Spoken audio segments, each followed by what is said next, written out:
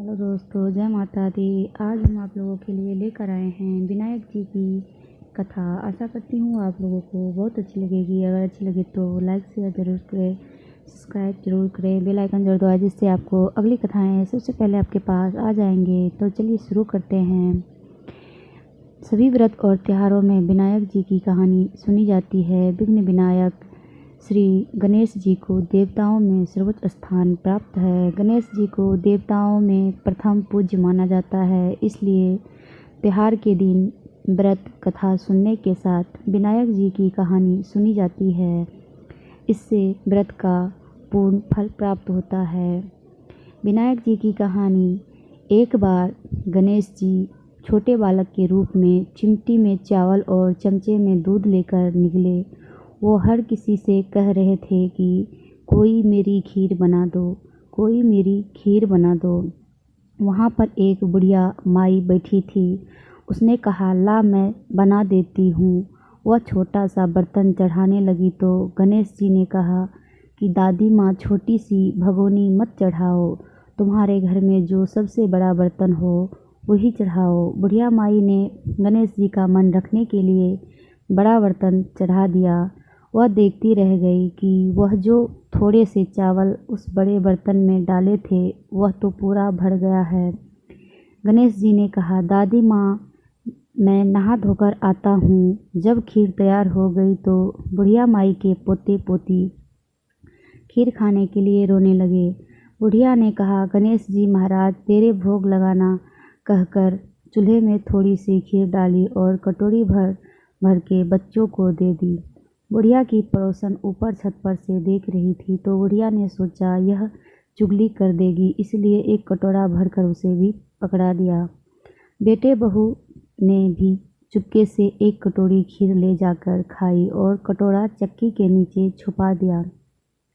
अभी भी गणेश जी नहाकर नहीं आए थे और बुढ़िया माई को भूख लग रही थी, तो वह भी एक कटोरी में खीर डाल करके किवाड़ के पीछे बैठकर एक बार फिर कहा कि गणेश जी महाराज, आपके भोग लगे, यह कहकर खाना शुरू कर दिया। तभी गणेश जी आ गए। बुढ़िया माई ने कहा, आजा रे गणेश, खीर खा ले, मैं तो तेरा ही इंतजार कर रही थी। तब गणेश जी ने कहा, दादी माँ, मैंने तो खीर पहले ही खा ली। बुढ़िया माँ ने कहा, कब खाई? गणेश जी ने कहा, जब तेरे पोते पोती ने खाई तब खाई थी, जब तेरी पड़ोसन ने खाई तब खाई थी, और जब तेरी बहू ने खाई तब भी खाई थी, और अब तूने खाई तो मेरा पेट पूरा ही भर गया। बुढ़िया माई ने कहा, बेटा, तेरी सारी बात सच है, लेकिन बहू बेचारी तो सुबह से काम में लग रही है, तो फिर उसने खीर कब खाई? गणेश जी महाराज ने कहा, चक्की के नीचे देख, जूठा कटोरा पड़ा है। तूने तो मेरे भोग तो लगाया, वह तो बिना भोग के ही खा गई। बुढ़िया ने कहा, बेटा, घर की बात है, घर में ही रहने दो। अब बताओ, बची हुई खीर का क्या करूं? गणेश जी ने कहा, नगरी को जिमा दो। बुढ़िया माई ने पूरी नगरी जिमा दी, फिर भी बर्तन खाली नहीं हुआ। जब राजा को यह बात पता चली तो राजा ने बुढ़िया माई को बुलाया और कहा, क्यों री बुढ़िया, ऐसा बर्तन तेरे घर पर कहाँ से आया? ऐसा बर्तन जो राजमहल में होना चाहिए। बुढ़िया माई ने कहा, राजा जी, इस बर्तन को आप ले लो। राजा जी ने खीर का बर्तन महल में मंगा लिया। लाते ही खीर में कीड़े मकोड़े, बिच्छू, कंछले हो गए और दुर्गंध आने लगी।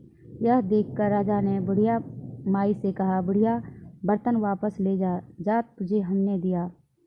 बुढ़िया माई ने कहा, राजा जी, आप देते तो पहले ही कभी दे देते, यह बर्तन तो मुझे मेरे गणेश जी ने दिया है। बुढ़िया माई ने बर्तन वापस लिया, लेते ही सुगंधित खीर हो गई। घर आकर बुढ़िया माई ने गणेश जी से कहा, बची हुई खीर का क्या करें? गणेश जी ने कहा, बची हुई खीर को झोपड़ी के कोने में खड़ा खोद कर गाड़ दो।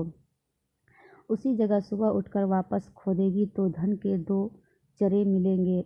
ऐसा कहकर गणेश जी अंतर्ध्यान हो गए। जाते समय झोपड़ी के लात मारते हुए गए तो झोपड़ी की जगह पर महल हो गया। सुबह बहू ने फावड़ा लेकर पूरे घर को खोद दिया तो कुछ भी नहीं मिला। बहू ने कहा, सासू जी, थारो गणेश जी तो झूठो है। सास ने कहा, बहू, मारो गणेश झूठो तो नहीं है, ला मैं देखूं। वह सुई लेकर खोदने लगी तो टन टन करते 2 धन के चरे निकल आए। बहू ने कहा, सासू जी, गणेश जी तो साचो ही है। सास ने कहा, गणेश जी तो भावनाओं को भूखा है। हे गजानन गणेश जी महाराज, जैसे आपने बुढ़िया माई को दिया वैसा सबको देना। विनायक जी की कहानी कहने वाले, हुंकार भरने वाले और आसपास के सभी सुनने वाले सबको देना।